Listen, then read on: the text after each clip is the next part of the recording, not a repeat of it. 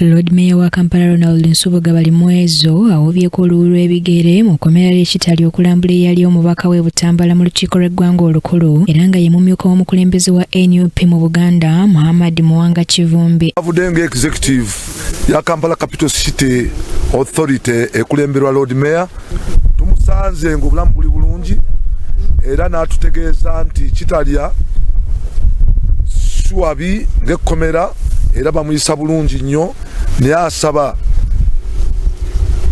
nti abalamuzi bakole kye basaanidde okukola. Balimwezi agambye nti Muwanga Kivumbi asobola okweyimirira n'awoza ng'ava bweru nga wanaasabye abalamuzi okubeera ab'ekisa. Kooti kitundu kya gavumenti nti ekola omulimu ogwo ogw'okulaba nti ewa abantu eddembe lyabwe naddala balina obusango obwo butono okweyimirirwa beeyimirirwe bateebwe ate basigale nga bagenda mu kooti ate ne kooti zanguye nga mangu emisango. Ayogedde ku basiba abalala ba NUP abavunaanibwa kooti y'amagye n'asaba nti nabo basobola okufuna obwenkanya.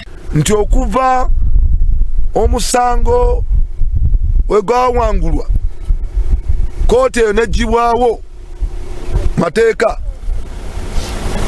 tebafunangako kuyitibwa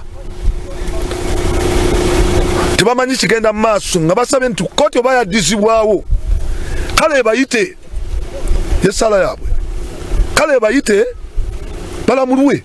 Balimwezo kyokka yeekokkodde omujuzi oguli mu makomera era n'asaba kooti okukkiriza abasibe beeyimirirwe bwe baba nga batuukiriza ebisaanyizo.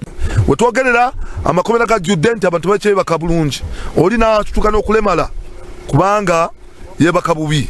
Awo nno twandisabye gavumenti kooti kitundu kya gavumenti nti ekole omulimu ogwo ogw'okulaba nti ewa abantu eddembe lyabwe naddala balina obusango obwo butono okweyimirirwa.